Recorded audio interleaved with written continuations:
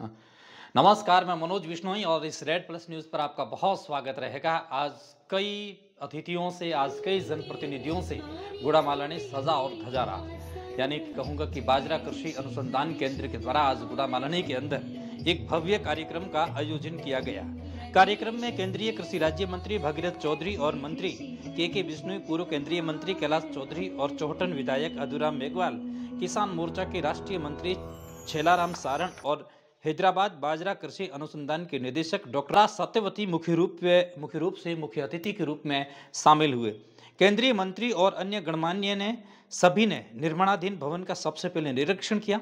इसके बाद संकर बाजरा यानी कि हाइब्रिडाइजेशन की तकनीकों के बारे में जानकारी दी एवं क्वालिटी की कृषि तकनीकों का प्रदर्शित करने वाले विभिन्न कृषि स्टॉलों का दौरा किया।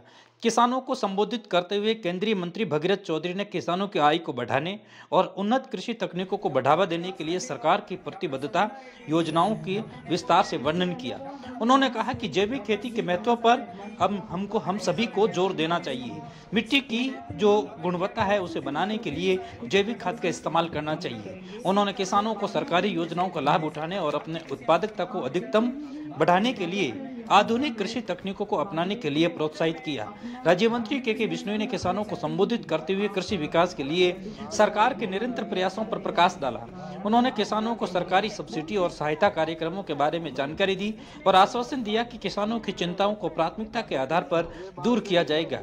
पूर्व केंद्रीय मंत्री कैलाश चौधरी ने किसानों की चुनौतियों पर चर्चा की और सरकारी नीतियों और योजनाओं का अधिकतम लाभ उठाने के लिए उन्हें कृषि उत्पादक संगठनों से जुड़ने के लिए आवश्यकता पर बल दिया। पूरे कार्यक्रम में प्रगतिशील किसानों को कृषि में उनके योगदान के लिए प्रशंसा पत्र यानी कि प्रशस्ति पत्र देकर के उन्हें सम्मानित किए गए। मेले में नई संकर बाजरा किस्मों, जैविक खेती के तरीकों, सिंचाई तकनीकों और आधुनिक कृषि उपकरणों का प्रदर्शन किया गया। सैकड़ों किसानों ने कार्यक्रम में भाग लिया और उन्नत कृषि तकनीकों को सीखने के लिए कृषि वैज्ञानिकों से भी बातचीत की। इस अवसर पर बोलते हुए बाजरा अनुसंधान क्षेत्र के प्रमुख डॉक्टर एस सक्सेना ने भी धन्यवाद भाषण के रूप में सभी गणमान्य व्यक्तियों और किसानों का आभार व्यक्त किया। उन्होंने किसानों की आत्मनिर्भरता के लिए उन्होंने किसानों के बारे में बतलाते हुए ये कहा कि किसान ही इस धरती के मुख्य रूप से किरदार निभाने वाले व्यक्तियों में से एक है। उन्होंने किसानों की आत्मनिर्भरता के लिए नई पहल शुरू करने की सरकार की प्रतिबद्धता को भी दोहराया।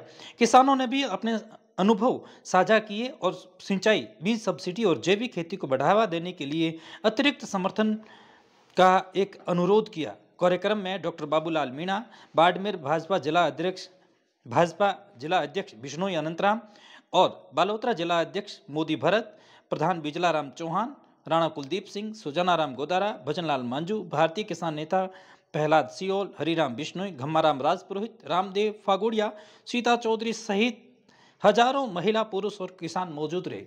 इसी दौरान पूरा का पूरा कार्यक्रम इस बात पर डटा रहा कि किसानों को किस तरीके से उन्नत बीजों के बारे में जानकारी देते हुए किस प्रकार से रोग प्रतिरोधक क्षमता में अहम भूमिका निभाने वाले बीजों का विपणन करके उनका बीजों का बीज रोपण करके उनको किस तरीके से बढ़ावा दिया जा सके, इस बिंदु पर सबसे अधिक पहल की गई। भगीरथ चौधरी ने इस बात को भी बतलाया कि कहीं न कहीं किसान जो है वो बैकबोन ऑफ इंडिया यानी कि भारत की रीढ़ की हड्डी के तौर पर काम करते हैं।